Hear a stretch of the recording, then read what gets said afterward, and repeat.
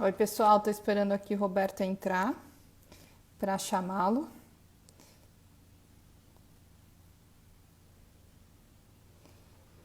Acho que ele entrou aqui, deixa eu ver.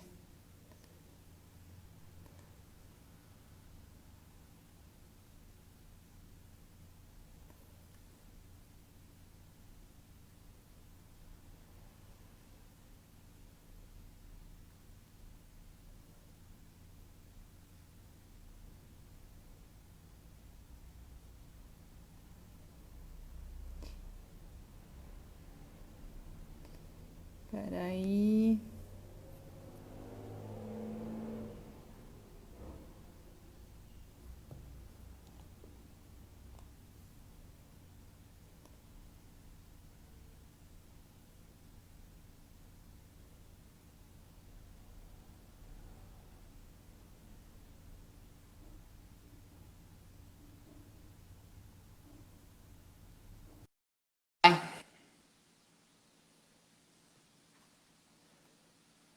Roberto tá entrando.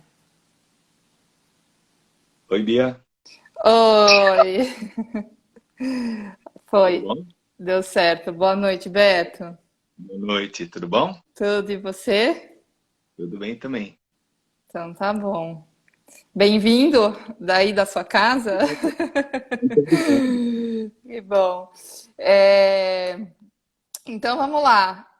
Estou bem feliz da gente estar começando essa conversa. Então acho que Uhum. iniciar apresentando esse projeto novo, né, do Paradigma, que tem esse foco com Paradigma Comunidade, que a gente está chamando aí de Lives Paradigma em Conexão, com a ideia de trazer o paradigma para a comunidade, né? Da gente dialogar com a comunidade de uma maneira geral. É, eu estou aqui com a alegria de receber esse desafio e coordenar esse projeto do Paradigma, e que o Paradigma é a minha segunda casa, né? Então, eu diria que estou em casa e estou em casa para esse desafio. E então estou bem feliz, né? Então vou aí me apresentar. Eu estou no Paradigma, eu estava aqui lembrando um pouco desde 2008. Então, eu sou muito filha do Paradigma de fato. Então, isso me deixa muito feliz. Então, eu sou especialista pelo Paradigma, né? Tenho formação em psicologia e especialista pelo Paradigma, mestre pela PUC. Já coordenei aí os nossos cursos de infância e orientação parental. E aí, hoje, coordeno a união de cursos antigos que a gente teve. Então, o nosso aprimoramento em clínica analítico comportamental, em orientação parental, infância e adolescência. Alguém está perguntando aqui se a live vai ficar gravada? Sim, ela vai ficar gravada, 24 horas, e a gente ainda vai tentar baixar para deixar no site do Paradigma posteriormente. Ainda não é uma promessa, mas a gente vai tentar depois que acabar aqui. Então, só voltando aqui, coordeno também atualmente o curso de formação em desenvolvimento humano da infância e da adolescência no HC. Sou membro associada do Paradigma, tenho foco de trabalho aí com orientação parental, atendimento de crianças e adolescentes. Estive 6 meses na Green School, que é uma escola referência em educação contemporânea. Tenho pé forte na educação e estou no momento aí finalizando um livro infantil que eu escrevi, um projeto. Então, começando as lives aí para, né, hoje, que é a primeira, me apresentando mais formalmente. E aí vou apresentar você, Beto, que acho que para muita gente te conhece, outras pessoas, é importante a gente trazer, te apresentar. Então, o Roberto Banaco, ele é psicólogo pela PUC, com doutorado e mestrado em ciências na área de concentração de psicologia experimental pela USP. Foi professor da Faculdade de Psicologia da PUC por 36 anos, aposentado como professor titular. Hoje é docente do mestrado profissional em análise do comportamento aplicada, no Paradigma, onde dirige o grupo de pesquisa sobre modelos experimentais de psicopatologia e supervisiona atendimentos clínicos dos alunos em qualificação avançada. É acreditado como analista do comportamento pela Associação Brasileira de Psicologia e Medicina Comportamental, onde também é membro do conselho diretor, e é também sócio e membro do conselho da Sociedade Brasileira de Psicologia e atua como terapeuta analítico comportamental e terapeuta de família e casal. Certo, Beto? Certinho, Então tá certinho. bom. Minha colinha aqui do lado. Então, primeiro eu vou começar dizendo que é uma honra receber, acho que a gente tinha que começar as lives recebendo você, né? Então foi a primeira pessoa que eu pensei. Então aí, falando oi para todo mundo tá mandando oi, tá mandando mensagens que é bem gostoso de ver aqui, de ler, e vão interagindo com a gente, né? A gente vai iniciar essa conversa, então chamamos o Roberto para falar sobre amor e afeto em tempos de quarentena, né, Beto? Então, começar aí pensando, né, o que é amor e como é que nesse momento que estamos todos em casa, como é que você definiria amor e olhar para essa conexão nesse momento? Tarefa difícil essa, né? Porque amor tem muitas definições. Quando você me fez a pergunta lá atrás, quando você convidou, eu Uhum. lembrei de uma vez que eu tinha um grupo de alunos que queria trabalhar com pesquisa em psicologia, e a pergunta deles, eles não queriam essas coisas behavioristas que a gente fala, e eles queriam, sabia que eu era behaviorista, então eles queriam fazer a pergunta para as pessoas, o que é o amor, né? E aí eu deixei eles irem, né, fazer a pesquisa, e a primeira resposta que eles têm: amor é a coisa mais linda do mundo. Essa Pronto. foi a definição mais objetiva que eles conseguiram, das pessoas para quem eles perguntaram, porque o resto era assim: amor é o que eu sinto pela Luzia, amor é o amor de mãe, amor é daí, amor é aquilo. Enfim, mas então, a gente está falando de amor, e amor é o que, na minha concepção, né, vocês vão encontrar milhões de outras concepções, mas na minha concepção é aquele sentimento que você tem, quando o outro está se dando bem. Você tem amor pelo outro quando o outro está se dando bem e você se sente bem porque o outro está se dando bem, né, em várias instâncias. Então, desse ponto de vista, quando você tem vários tipos de amor, né, alguns autores já falaram sobre isso. Então, você tem o Skinner lá falando sobre 3 tipos de amor, né? Um amor, primeiro, que é mais biológico, né? Ele é mais do primeiro nível de seleção. É um Uhum. amor que você tem, um amor que é biológico para cruzar ou para você ter um cuidado com prole, né? Esse amor a gente partilha com todas as espécies, elas também têm um cuidado com prole e têm um cuidado com parceiros de um jeito em que um defende o outro, né? Para o bem-estar de cada uma das pessoas envolvidas. Você tem um amor que você aprende a ter, que aí é o amor da amizade, é o amor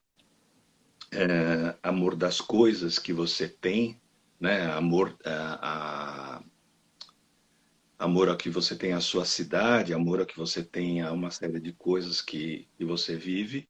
E tem um amor que ele chama de ágape, né? Um amor maior, que é um amor que você tem, esse que eu estava falando, quando os outros passam por boas situações e você se sente agraciado, né? Então seria o que você sente pelo Brasil, seria o que você sente por um time de futebol, seria o que você sente por um grupo de pessoas que você respeita e que você gosta, né? E quando eles se dão bem, você se sente agraciado. Mas, de uma maneira geral, o que todas elas têm em comum é isto: é quando você vê que o outro está se dando bem e você se sente bem por aquilo. Então, muitas vezes isso se confunde quando você fala de amor, um amor mais carnal, um amor mais romântico, né? Porque costuma ser um amor ou pelo menos ele é desenvolvido, de uma maneira bastante,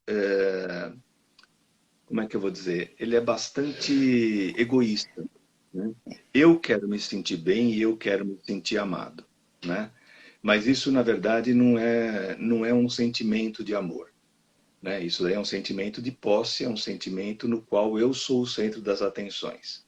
Para mim, o amor verdadeiro é aquele que você se sente bem quando você se transcende e o outro é agraciado.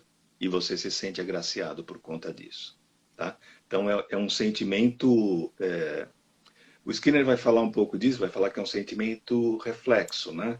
Você se sente, você ama e você acaba sendo amado por essas pessoas que sabem que você faz de tudo para que elas se saiam bem. Então, o amor é um sentimento bastante complexo e que vem de uma contingência bastante complexa, vem de uma situação bastante complexa, na qual você vai aprendendo a amar as pessoas. Quanto mais você se elimina na relação, mais você se doa para o outro. Esse é o amor verdadeiro, né? Quando a gente pensa, Beto, aí, né, acho que super, acho que todos esses, o que o Skinner fala, né, esses três modelos aí que ele traz para definir amor, se a gente pensar, né, eu fiquei pensando muito quando também de falar sobre esse tema, nesse tempo de quarentena e pensando um pouco no quanto a gente, dessa questão até das relações líquidas e o quanto a gente se esforça, o amor exige um esforço para se estabelecer essas relações de troca, né? Uhum. Então, de certa maneira, a gente tem aí um movimento de ter trocas, né? Se aqui eu preciso me esforçar muito, eu vou tentar ali, e de não se envolver, de certa maneira, profunda, né, nas relações. E aí, nesse tempo de quarentena, né, como é que a gente vai estabelecer esse vínculo nesse momento? A gente, ou não é o momento. E tem até, né, tem um autor que ele fala dos adolescentes que com essa questão virtual, então eles pegam o celular e aí eles mandam oi para 50 contatos. E o primeiro que responde é com esse que eu vou falar. E aí, assim, né, não é importante falar com aquela pessoa que é um amor e um contato seguro para mim. É o primeiro que vem, né? Como é que você vê, né, essa construção desse amor que você Então, trouxe? a grande questão, eu acho que é de acomodação social, não é? Você tem uma sociedade que foi se modificando nos últimos anos vertiginosamente, né? Depois da Segunda Guerra Mundial, você tem as relações sociais mudando muito. A própria Constituição, ou a base do que era a família, que era supostamente um amor, né? Ele começa a ser um amor que se findava, né? Ele se firmava num casamento, né? E o casamento passou a ser solúvel, então com isso, aquelas coisas todas pelas quais você era ensinado a ficar preso numa relação, começaram a ficar flácidos. Então, aquelas relações das mulheres tentando ocupar um lugar diferente do que elas ocupavam na sociedade, né? O homem fazendo um esforço para reconhecer isto e tentando se adaptar a esse novo quadro, né? Então, isso tudo vai fazendo com que as dificuldades que antes aparentemente não haviam, elas comecem a aparecer. E, inclusive, o sentido de ser um amor perene, um amor que você, quando sente, se ele fosse o primeiro amor, então era mais lindo ainda, né? Então, você tinha uma perspectiva de um amor que fosse durar a sua vida inteira, e era isso que acontecia nas cerimônias religiosas, né? Você prometia que ia ficar com aquela pessoa sob qualquer dificuldade que você tinha, né?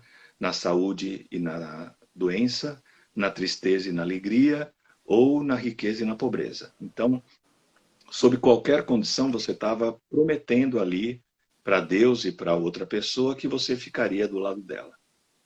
Dos anos 50 para cá, dos anos 50 do século passado para cá, essa necessidade de ficar em sofrimento ou de permanecer em sofrimento acabou. Acabou. E acabou, inclusive, a fidelidade que você tinha a esse contrato. Você podia quebrar esse contrato a qualquer momento, Uhum, né?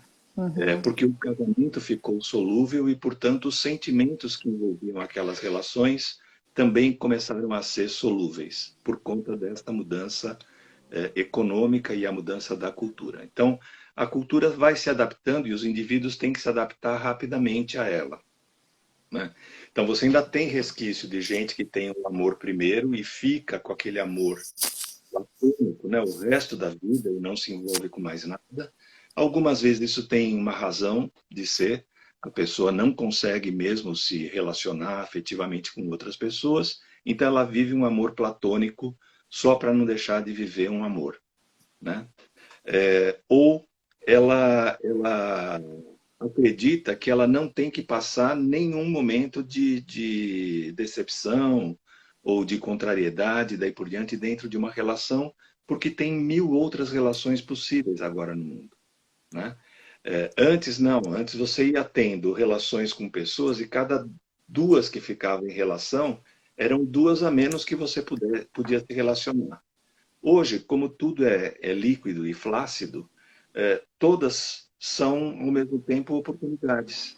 Então, eu não tenho mais que passar pelo sofrimento para estar com uma pessoa. Eu estou com uma pessoa enquanto ela me faz bem, né? E isso que eu falo que é um amor egoísta.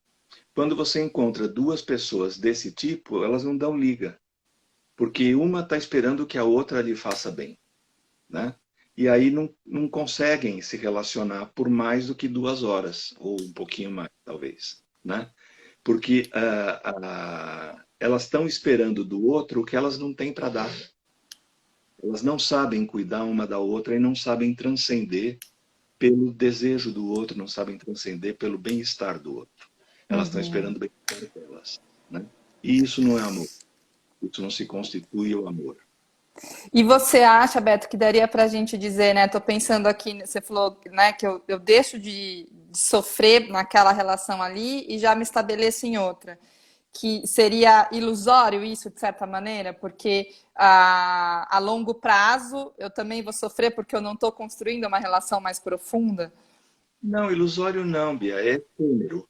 Ele é Efêmero. rápido, ele é efêmero, ele acontece e desacontece. Porque no momento que eles estão vivendo, a coisa é intensa, é o momento da paixão, é o momento em que eu estou embevecido ou pela beleza, ou pela inteligência, ou por alguma coisa da pessoa. Mas o problema é que isso não se sustenta porque eu não estou disposto a fazer sacrifícios pelo outro. Eu Aham. estou disposto a estar sendo satisfeito o tempo inteiro na minha necessidade. E o outro também, Uhum. né? Então Uhum. chega uma hora em que a relação é incapaz de continuar, porque um está esperando para o outro aquilo que ele não tem para dar. Então não se sustenta e passa, E aí né? você diria, Beto, assim, se a gente pensar em previsibilidade, né? Não sei, pensando em durante a quarentena, após esse período, essas pessoas que, se a gente olhar, né, para essas relações e para a construção do afeto nesse momento, ah, ou até olhando, né, como é que a gente consegue estabelecer, né, não só quem tem esse tipo de relação mais líquida, mas como é que a gente se mantém conectado, como é que a gente traz o amor, né, no dia a dia e presente para as nossas vidas, né, nesse momento. Então, eu acho que esse momento que a gente está vivendo é aquele mais exigente, né? Porque você tem que manter um sentimento, e se a gente está falando de transcender para estar perto do outro, né? O que eu tenho que fazer? Eu tenho que estar longe do outro para estar perto. Então, eu estou num momento em que as pessoas que eu amo, eu tenho que manter distantes de mim, porque eu estou fazendo agora um exercício de cuidar do outro, apesar da minha necessidade de contato físico, de abraço, de olho no olho, de presença, né? Então, muitas vezes, pessoas que não se constituíram em família ainda, têm seus namorados e ainda não têm uma vida comum, estão separadas neste momento. E o maior ato de amor é continuar separado, embora sinta uma falta enorme. Então, é essa transcendência, né? Eu sofro para que o outro esteja num bem-estar. E vice-versa. Se for correspondido, então nós estamos falando no melhor dos mundos, né? Uhum. Porque não tem esse pedaço. Eu posso fazer tudo isso por uma pessoa e ela não fazer isso por mim. Tudo bem? Quando você faz por uma pessoa e a outra pessoa faz por você, esse é o melhor dos mundos. É um amor recíproco, né? E aí você está completo. Os dois estão completos, né? Agora, para relações imediatistas em que a presença precisa acontecer o tempo inteiro, esse distanciamento ele é muito difícil, né? Para a manutenção disto. Então, o que resta para a gente são, de fato, as redes sociais, para que a gente possa entrar em contato com as pessoas, e o cuidado de longe, o cuidado que você possa vir a ter de longe com a pessoa, respeitando o limite, né, do contato. Respeitando esse limite, porque é o único jeito que eu tenho agora de transcender a minha vontade, para poder causar o bem-estar para o outro. E se a gente pensar, Beto, você foi falando, eu fiquei pensando num amor coletivo, né? Porque e nesse momento, né, tá difícil um lado de ficar em casa e um outro de sair de casa e o que é que a gente respeita e nessa coletividade, assim, do amor estar presente, né? Que eu tô Acho que eu não pensando. tenho. Eu estou pensando de uma maneira coletiva, né? Você falou desse respeito mútuo, de você estar na sua casa e eu estou na minha casa, e como é que a gente estabelece essa relação, e de uma maneira mais coletiva na quarentena, né?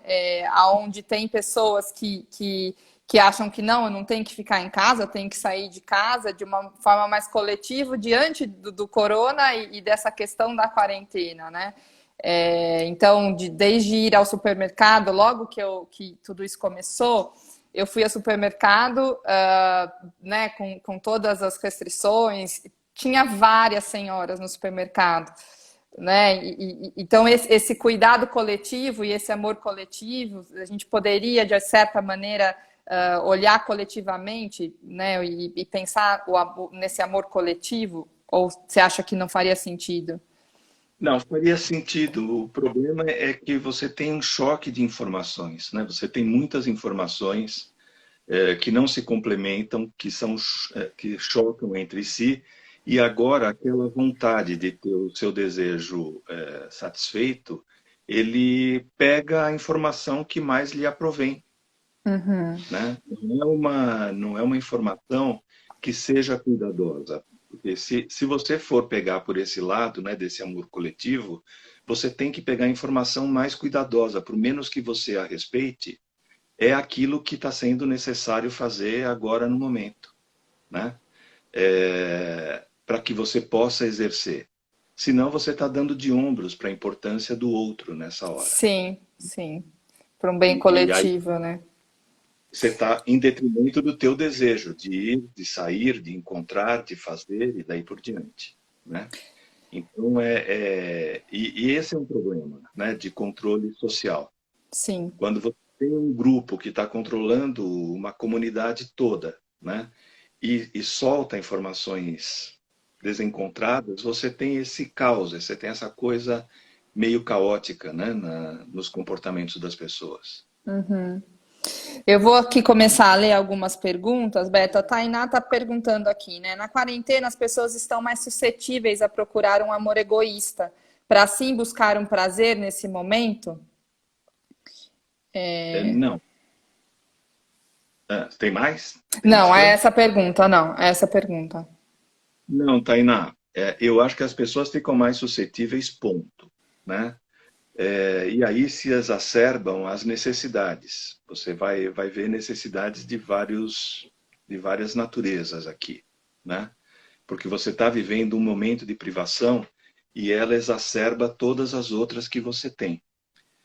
Então, algumas pessoas que, por exemplo, estão falando que elas estão achando ótimo o isolamento, porque elas têm uma necessidade de estarem sozinhas. Então, temporariamente, elas estão vivendo um nirvana, porque ninguém cobra delas a participação de grupos sociais, não cobra delas visitas e não cobra delas responsabilidades que elas teriam que ter se estivessem vivendo numa situação, vamos chamar de normal, né? Então elas estão comemorando isso porque se exacerba a privação que ela tinha de isolamento, que ela não podia ter em outras situações, e ela então está aproveitando disso. Mas a grande maioria das pessoas não faz exatamente isso, né? A grande maioria das pessoas está acostumada com o toque, com o abraço, especialmente na nossa cultura, né? Com o beijo, com a Aham. proximidade física, com o grupo. Então, essa privação vai exacerbar todas as outras. Vai exacerbar do olho no olho, da companhia, das coisas que faz junto, da risada e daí por diante. Então, é esta privação de contato social que vai estar na origem de todo o resto. Sim. O Denis está aqui perguntando, Beto, você acha que a convivência forçada produzida pela quarentena pode ajudar a aproximar casais que estejam com a relação em crise? Acho que sim, como acho que pode exacerbar o término do relacionamento, né? Uhum. Eu acho que é uma situação que necessariamente ela força a cooperação, né? Você tem que fazer muito mais coisas dentro de casa do que você faria antes, tá? Eu vi hoje uma análise interessante de uma moça falando, acho que não sei, foi uma moça, não lembro onde foi, que a gente vê tanta coisa que eu já nem sei mais. Mas ela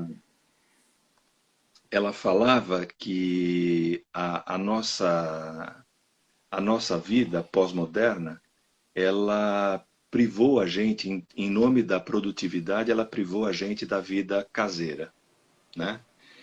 E que a gente cada vez mais vive o trabalho e cada vez menos vive a família. Então, eu acho que a gente consegue recuperar nesses momentos relações que fizeram com que os casais estivessem juntos pela primeira vez, né? Que são relações de cooperação, são relações que vão acontecer na fase da conquista e na fase do namoro, né? Onde você tem muito mais partilha de coisas, um fazendo coisas pelo outro o tempo inteiro, do que acontece no casamento quando a gente divide. Aí é uma divisão de tarefas para poder manter a casa, e com isso há uma separação e quase que uma competição, tá? Na fase de namoro isso não existe, porque cada um tem as suas coisas para cuidar e o resto que você faz são agrados um para o outro. Na fase de casamento, você tem uma coisa única para cuidar.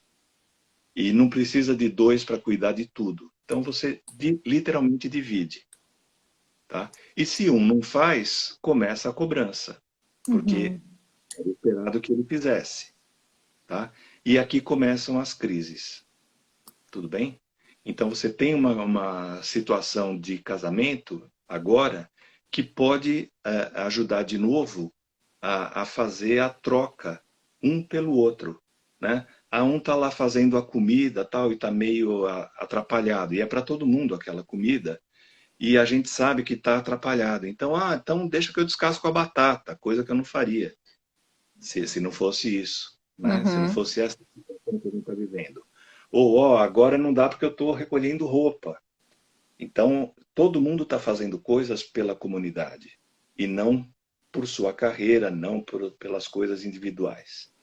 Tudo Eu bem? tenho Então, visto, desculpa te fala. interromper, Beto, eu tenho até visto assim as crianças e os adolescentes que eu estou atendendo, tanto os pais quanto eles dizendo, né, que eles estão passando a fazer coisas na casa que eles não fazem, né, então estão aprendendo, e as crianças e os adolescentes gostando de ter os pais por perto. Exatamente pelo que você trouxe, né, dos pais a se servir ao trabalho e menos ao lar, né, de uma maneira Sim, geral.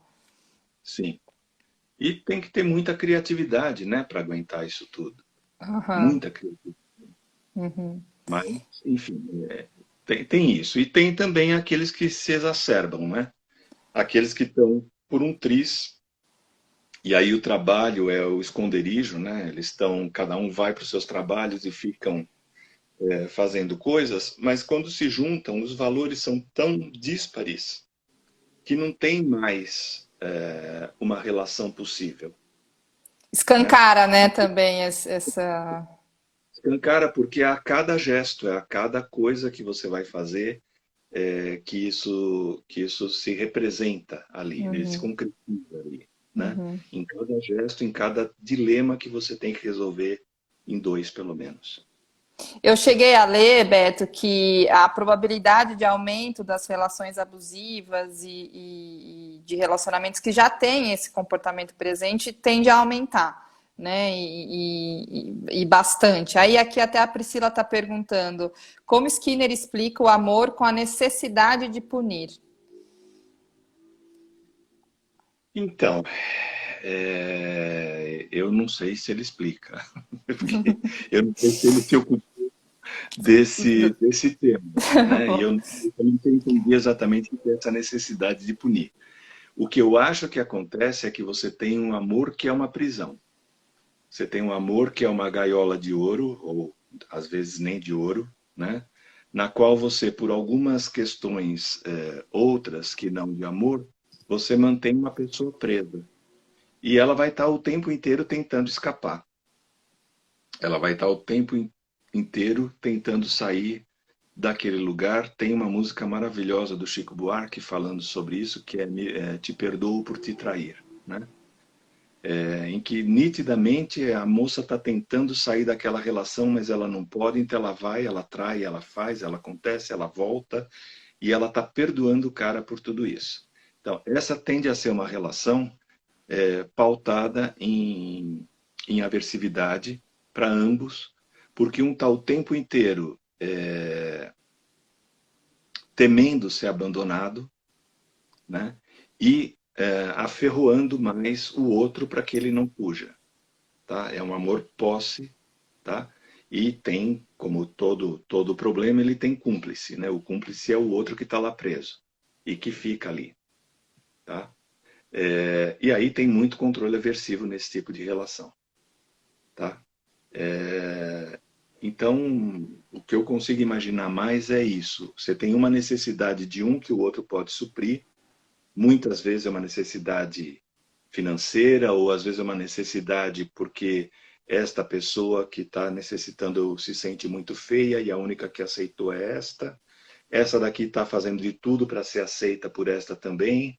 Então fica uma ligação que não tem um fundamento afetivo, ela tem um fundamento de necessidades individuais que estão juntas. Tá? Essas relações tendem a ser mais aversivas, ou às vezes, na linguagem atual, abusivas. E aí talvez nesse momento de quarentena a piora, né? E Na por estar convivência mais convivência pior. maior. É.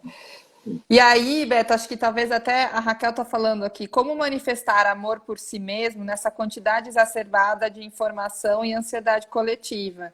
E acho que também numa situação na qual você está dentro de casa e talvez numa relação, né? Tem pessoas que o que menos queriam era estar em casa antes da quarentena, né? E agora está aí. O que você diria? Olha, eu diria o seguinte, a questão de cultivar o amor próprio, né, o amor por si próprio, é uma questão que as terapias de terceira geração têm trabalhado bastante, que é você se dirigir para os seus valores. Esses valores muitas vezes colidem, e esses valores algumas vezes têm que entrar numa hierarquia, dependendo da situação e do contexto que a gente está vivendo, né? Então, neste contexto que a gente tem, quem tem que subir na hierarquia dos valores para a autoestima? É eu saber que eu estou fazendo de tudo pelos outros, me protegendo. Tá? Esse valor ele tem que ser o mestre de todos. Tá? E se eu estiver fazendo isso, eu sei que eu posso gostar de mim porque eu estou sendo uma boa pessoa. Tá? Para além disso, os outros valores que eu tenho que fazer. Eu tenho que continuar sendo um bom pai, um bom marido, um bom companheiro, um bom amigo que vai ligar para as pessoas mais frágeis nisso, naquelas que ficaram ilhadas, né?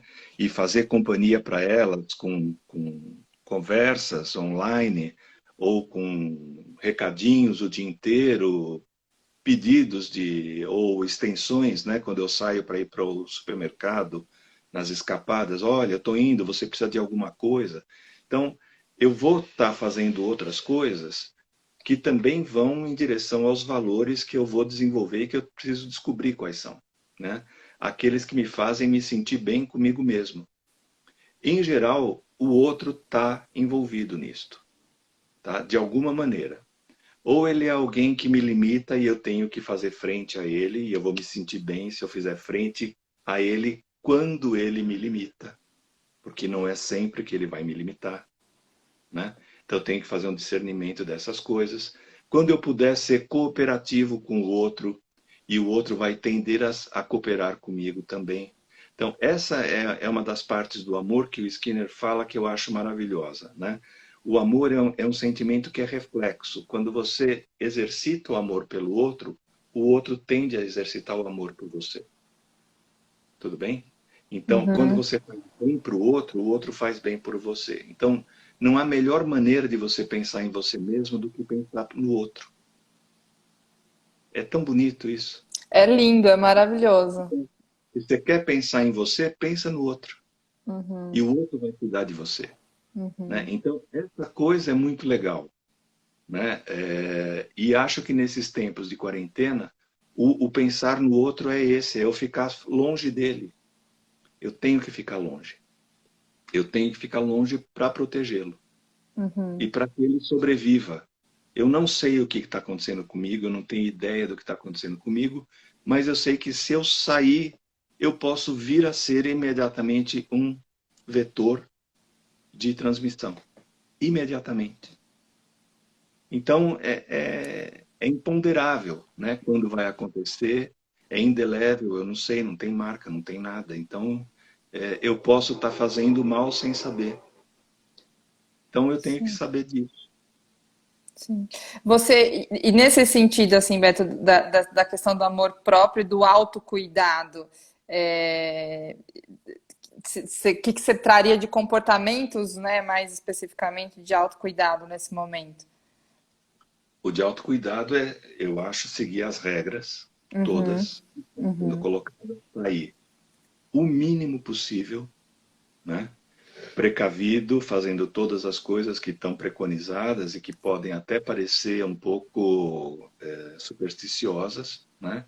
Para alguns, mas fazer tudo o que o pessoal manda, tá? Para que você possa ter esse autocuidado, primeiro, né? Então, esse autocuidado de sobrevivência, para mim é uma uhum, regra de sobrevivência. uhum. Para além da regra de sobrevivência, você tem que não ficar louco, né? Numa situação de reclusão. E aí tem várias recomendações, cada um vai se dar bem ou não, dependendo da recomendação e do estilo de vida que é reforçador para cada um de nós, né? Então, tem pessoas que são muito organizadas, elas têm que continuar com a organização delas, né? Tem pessoas que gostam de ser desorganizadas e elas vão continuar vivendo a desorganização, tá? Até aquilo começar a atrapalhar a vida delas. E aí elas vão começar a cuidar quando aquilo atrapalhar, né? Eu tenho falado para os meninos aqui, o trabalho de casa, ele tropeça no seu pé, né? Quando Sim, você, sim, é muito real, é, totalmente. você vê a toalha que você deixou tá ali, você queria sentar ali, agora aquele lugar tá molhado. Pronto, acabou, você não pode mais sentar ali. A Bali resolveu trocar de pelo aqui em casa. Tem pelo por tudo. Não tem Você vê, jeito. a lata de lixo está cheia, e você tem que tirar a lata tem que esvaziar o lixo. E paciência, né? Quando você vê o seu banheiro está fedido e você tem que lavar o banheiro. Então, tem gente que organiza tudo isso. Então, quinta-feira é dia de lavar banheiro, terça, todo dia à noite tem que tirar o. E gosta de viver assim. E tem gente que não. Tem gente que a Uhum. hora que o lixo encheu, ela vai e tira, né? Mas ela tem que estar o tempo inteiro visando o bem-estar dela, né? O bem-estar dela, ele não tem uma regra. Cada um. Cada uma das pessoas tem um bem-estar de um jeito Tá dentro de diferente. valores, né? De cada De um. novo, valores. O problema é quando você convive com uma pessoa que tem valores diferentes dos seus. Uhum, Então, você tem uhum. pessoas que priorizam limpeza o tempo inteiro e ordem o tempo inteiro. Se você vive com uma pessoa que é mais plácida nesses valores, você vai ter crise aqui, tá? Vai ter Uhum, problemas de convivência aqui, sim. tá? E aí vai ter que ter acordo, vai ter que ter alguma coisa aqui para que uma fique mais maleável e a outra atenda um pouco mais às necessidades da primeira. A Gabi está perguntando aqui, Beto, ela disse, né? Tenho visto que nesses tempos também gera uma falta de empatia e de afeto. E alguém aqui em cima até falou para definir, se análise do comportamento define, fala a diferença entre amor e afeto. E aí a Gabi está colocando isso, que seria gerado por questões políticas e ideológicas que geram muitas brigas virtuais. Como você vê isso? Deixa eu falar da segunda pergunta primeiro, né? Tá. Uhum. De uma certa maneira, o amor é um afeto, assim como o ódio é um afeto. O afeto é uma coisa que eu sinto pelo outro, né? Ou que eu sinto por mim, ou que eu sinto por algum objeto. De uma maneira geral, é um afeto. Mas na linguagem coloquial, um afeto pode ser um carinho, pode ser alguma coisa que eu sinto pelo outro. Eu sinto um afeto pelo outro, ou eu sinto um carinho. Ele é intercambiável nesse sentido, né? Mas o amor é um dos afetos. É alguma coisa que eu sinto por alguém.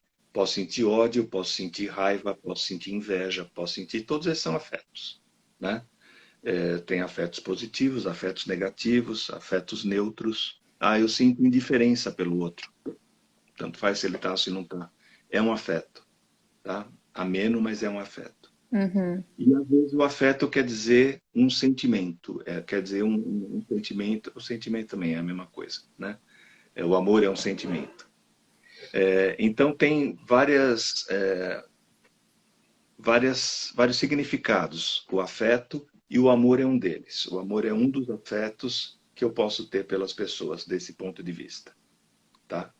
A outra pergunta era como é que a gente convive então com as diferenças, é isso? Quando. Isso aí, a outra pergunta vou até voltar aqui. Tenho visto que nesses tempos também gera uma falta de empatia e de afeto, muito gerado por questões políticas e ideológicas que geram muitas brigas virtuais. Como você É, vê isso? então, eu vejo isso porque como também um choque de valores, né? As brigas políticas, elas não estão só no âmbito da política, elas começam no âmbito dos valores, tá? Então, se você tem uma pessoa que acredita que há pessoas no mundo que são mais especiais do que outras, e você convive agora com uma pessoa que acha que todo mundo é igual e que todo mundo merece cuidado, todo mundo merece partilha, você vai ter conflito, tá? Porque uma não vai querer participar de nada que seja subalterno para o nível dela, de qualquer jeito que seja esse nível. Pode ser hierarquicamente no papel de pai e de filho, pode ser no papel de homem e mulher, se ele achar que é assim, ou se é uma mulher que trabalha e ela acha que porque ela trabalha e o marido está desempregado, ela tem um papel superior sobre o marido. Enfim, qualquer pessoa que acredite que há pessoas mais especiais do que outras, e isso tem uma ponta política, né? Isso é uma representação agora nas relações pessoais de um todo político que se revela nas ideologias, né? Você tem então conflito, né? Por conta dessas coisas que vão se revelar nos pequenos atos, nas coisas pequenas, né? Por que que eu vou ter que pegar a toalha do banheiro para lavar? Eu não mexo nessas coisas porque quem traz dinheiro aqui para essa casa sou eu. Então, cria uma hierarquia e diminui o outro de alguma maneira, e o outro acha que não, ó, nós estamos aqui na nossa casa, a nossa casa é nossa, todo mundo partilha de tudo. E como todo mundo partilha de tudo, todo mundo cuida de tudo, né? E aí você vai ter problemas nesses tipos de relação, agora relações, comportamentos, né? Em que algumas, e que vão dar choque. Eles vão Que dar volta choque para porque valores, né? Como você está. Uhum, sem dúvida. Não há reconhecimento agora um do valor do outro. E uhum. não tem como conviver. Não há como conviver. Viverão sempre em choque nesses casos. Tudo bem? Não sei se eu respondi a pergunta. Eu acredito que sim. Para mim, acho que ficou satisfeito. Se É, não, faz de novo a pergunta. Não, eu achei que sim, que eu acho que é bem esse, né, como a política está exacerbada nesse momento, eu acho que entra bem, para mim, respondeu sim. A Ana está aqui perguntando, né? A gente temos, deixa eu ver aqui o tempo. Estamos acabando. Vamos para essa última pergunta aqui, Beto. É Ok. possível ocorrer dessensibilização no amor? De tanto ter a presença da pessoa e, por mais incrível que ela seja, deixar de amá-la? Deixar de amá-la já é uma coisa mais forte. Vamos ver se eu desenvolvo aqui. É uma coisa que eu tenho falado sempre. A gente tem uma fase de paixão na qual eu vivo pouco com a pessoa, tá? E eu tenho reencontros com a pessoa. Tudo bem? Então, Uhum. no nível biológico, o que vai acontecer? Todo estímulo novo, ele produz respostas fortes. Então, o que é um estímulo novo? É um estímulo com o qual eu não convivo. Quando eu convivo muito tempo com um estímulo, ele me dá reações amenas. Ele dá reações amenas, não estou falando no sentido, não é amenos no feminino, tá? São amenas no sentido, Aham. Menos tá? intensas. Menos intensas. Ele vai me dar uma reação menos intensa. Se eu acho que amor é um sentimento forte, no sentido de me jogar para cima e me jogar para baixo, daí por diante, eu vou parar de sentir amor. Porque o convívio faz com que as coisas entrem numa habituação e eu não sinta mais a pungência do estímulo. Tudo bem? Uhum. Agora, o que confunde mais a cabeça das pessoas ainda é que agora estímulos novos que estão fora da relação vão me dar as reações que eu tive uma vez na vida. E isso confunde as pessoas. Amor é um sentimento morno, é um sentimento equilibrado, ele não tem grandes mudanças. Ele é Não é a equilibrado. paixão, né? A paixão ela é assim, Uhum. tá? E ela dura pouco. Ela dura pouco porque as pessoas apaixonadas tendem a ficar próximas. E o que mantém muito a paixão é a impossibilidade de estarem próximas, porque elas ficam longe, sofrem para burro, e aí quando estão juntas é um êxtase, tudo bem? Mas elas vão tentar fazer tudo para ficarem próximas, e quanto mais próximas elas vão ficando, menor vai ser o êxtase, e menor vai ser o sofrimento da separação. Uhum. Aí elas estão amando se elas tiverem essa transcendência que eu falei. De aí ter cultivado o gosto por ver o outro feliz. A paixão virá amor. A paixão aí vira amor. Se não, ela acaba. Uhum. Ela acaba porque não tem mais nada intenso. E não tem nada que grude agora as pessoas, né? Não tem nada que as prenda uma Uhum. a outra. Tá? E aí então a paixão se desfaz. Acabou. E aí você até olha para outra pessoa e fala: Meu Deus, como é que eu pude estar tão apaixonado naquele momento? Sim. Todos passamos por Nada isso. a ver comigo. Todos passamos. Não tem nada a ver comigo. Né? Então, são coisas que vão acontecendo na vida. O grande lance é separar completamente a paixão do amor. Acreditem em mim. Amor é ameno. Amor não tem grandes demonstrações. Tá? O amor ele é contínuo, ele é equilibrado. Tá? Ele é firme. Ele não é tempestuoso. Né? Amor é morno. Amor, amor.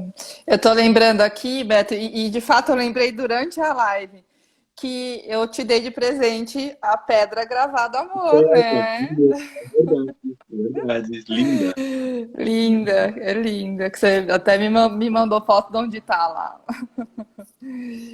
Então, estamos apaixonados pela live, ninguém quer terminar, mas não temos escolha. Tem um monte de gente aqui, Beto, falando, elogiando. Tinha outras perguntas aqui, a gente não vai ter tempo de responder. Falando que tá com saudade de você, de Ah, nós dois juntos aqui. Tem um monte de coisas. Eu queria tá bom. agradecer todo mundo. A live vai ficar salva. Outras pessoas perguntaram aí de novo, né? A gente falou lá no comecinho, talvez não tenham acompanhado desde o comecinho. Vai ficar salva 24 horas aqui no Instagram do Paradigma e a gente ainda vai tentar baixar para deixar as lives no site. A gente vai fazer esse teste nessa primeira live. Beto, obrigada! Que Obrigado gostoso! também. E obrigado a todos que estão aí assistindo a gente. Gente, amo vocês de paixão e vocês me importam muito. Ah, eu diria o mesmo para todos. Acho que a gente tem, é tão gostoso tudo que a gente faz, que a gente compartilha acho que a gente compartilha de muitos valores, né, Beto? Verdade, verdade. E de sentir amor por todo mundo aí e pelo trabalho que a gente faz, Então né? tá. Então, um beijo para todos. Obrigada, Beto. Eu mesma vou assistir depois de novo essa live. Aí também. Vamos. Um beijo para todo mundo. Boa noite para todos. Boa noite. Obrigada. Beijo. Tchau.